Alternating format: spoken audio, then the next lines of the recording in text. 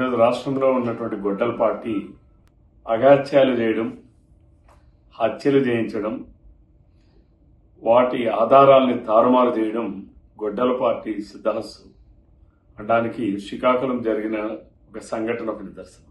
గొడ్డల party అధ్యక్షుడు జగన్మోహన్ రెడ్డి గారి దగ్గర నుంచి కింది స్థాయిలో ఉన్నటువంటి నాయకుల వరకు అందరూ జగన్మోహన్ రెడ్డి గారు అనుసరిస్తున్న విధానమే అనుసరిస్తా ఉన్నారు. ఎందుకంటే సాక్షాత్తు జగన్మోహన్ రెడ్డి తన బాబాయ్ హత్యని గొడ్డల పోటుని గుండెపోటుగా మార్చి ప్రచారం చేయించినటువంటి వ్యక్తి జగన్మోహన్ రెడ్డి. ఈ రోజు శ్రీకాకుళం జిల్లాలో మాజీ మంత్రి సీదిరి అప్పలరాజు గారి కుమారుడు అప్పలరాజు గారి కుమారుడే స్వయంగా బైక్ డ్రైవ్ చేసుకుని వెళ్లి ఒక గొర్రెల కాపర్ని రోడ్డు మీద కాపర్ని గుద్ది ఈ రోజు ఆ ప్రమాదంలో ఆ వ్యక్తి చనిపోయాడు. ఆయన యాదవ్ కులానికి సంబంధించినటువంటి వ్యక్తి, నిరుపేద. ఆయన తండ్రి మతిస్థిమితం లేనటువంటి వ్యక్తి.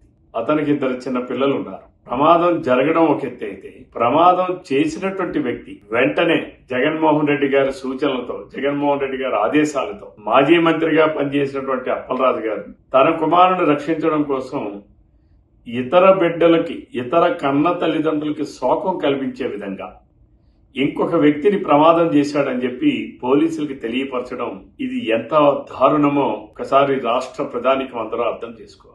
గొడ్డల పార్టీలో ఉన్నటువంటి జగన్మోహన్ రెడ్డి దగ్గర నుంచి కింది స్థాయి వరకు ఏ రకంగా వారి ఆలోచనలు ఉంటాయి, ఏ రకంగా చట్టాన్ని దుర్వినియోగం చేస్తారు, ఏ రకంగా వాళ్ళు ప్రమాదాల నుంచి గాని హత్యల నుంచి గాని తప్పించుకోవడానికి ఏ రకమైన విధానాలు అనుసరిస్తారు, ఇవన్నీ కూడా ఈరోజు ఇదొక కేస్ స్టడీ. ఈరోజు ఎందుకనంటే సాక్షాత్తు అప్పలరాజు గారి కుమారుడే ప్రమాదం చేసి ఆయన స్థానంలో ఇంకొక కార్యకర్త తీసుకొచ్చి అందులో పెట్టి, అంటే అతనికి జన్మనిచ్చినటువంటి తల్లిదండ్రులకు గర్భశోకాన్ని కలిగిస్తా ఉన్నారు. అంటే వీళ్ళకి మానవత్వం, దయా, దాక్షిణ్యాలు ఏమీ ఉండవు. కానీ ఈ రోజు అక్కడ ఆ ప్రాంతంలో ఉన్నటువంటి సీసీ ఫుటేజ్ లో చాలా స్పష్టంగా కనిపిస్తా ఉంది. క్లియర్ గా అప్పలరాజు గారి కుమారుడే బండి డ్రైవ్ చేసుకుని వెళ్లడం, అప్పలరాజు గారి కుమారుడే ప్రమాదం చేయడం, ఆ ప్రమాదంలో ఆ వ్యక్తి చనిపోవడం, ఆ కుటుంబం అతి నిరుపేదమైనటువంటి కుటుంబం. ఈ రోజు వ్యక్తులు ఎలా ఉన్నారు, ఈ గొడ్డల పార్టీలో ఉన్న వాళ్ళు ఎలా ఉన్నారు, ఏ రకంగా రాష్ట్రాన్ని కులాల పరంగా విచ్ఛిన్నం చేయాలని, మతాల పరంగా విచ్ఛిన్నం చేయాలని ఈ రోజు ఏ రకంగా ఈ రాష్ట్రాల్లో ప్రయత్నాలు, కుట్రలు చేస్తున్నారో మనం నిత్యం చూస్తా ఉన్నాం. మరొక సంఘటన ఇది. దీనికి అంతటికీ కారణం జగన్మోహన్ రెడ్డి. ఎందుకంటే మా ప్రాంతంలో ఒక సామెత ఉంది, తల్లి గట్టును వేసే పిల్ల ఎక్కడ వేస్తుంది అనేటటువంటి సామెత ఉంది. అలానే ఈరోజు జగన్మోహన్ రెడ్డి గారే సొంత బాబాయిని హత్య చేయించి కుట్రదారులుగా ఉన్నటువంటి జగన్మోహన్ రెడ్డి సాక్ష్యాల్ని తారుమారు చేయడానికి ఏ రకంగా ఉపయోగించాడో ఈ రోజు అదే విధంగా ఇక్కడ కూడా సాక్ష్యాల్ని తారుమారు చేయించడం, ఇదన్నీ కూడా జగన్మోహన్ రెడ్డి గారి డైరెక్షన్ లోనే జరుగుతా ఉన్నాయి.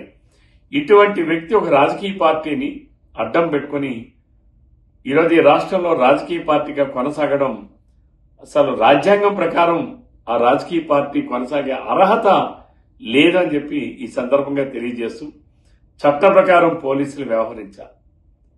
కానీ ఈరోజు ఈ రాష్ట్రంలో ఉన్నటువంటి పోలీస్ యంత్రాంగం ఏ రకంగా వైసీపీ వాళ్ళు సాగిస్తున్న అరాచకాలకి మరి వత్తాసు పలుకుతున్నారనడానికి ఇది ఒక నిదర్శనం.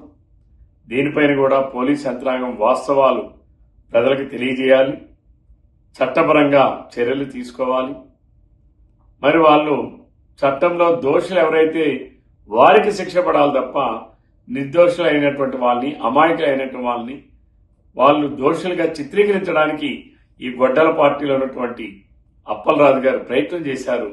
ఆ ప్రయత్నాన్ని నేను తీవ్రంగా ఖండిస్తూ వారిపైన కూడా ఎవరైతే సాక్ష్యాల్ని తారుమారు చేయడానికి ప్రయత్నం చేశారో వారిపైన కూడా ప్రభుత్వం కఠినంగా వ్యవహరించాలని కోరుతా ఉన్నా. Thank you.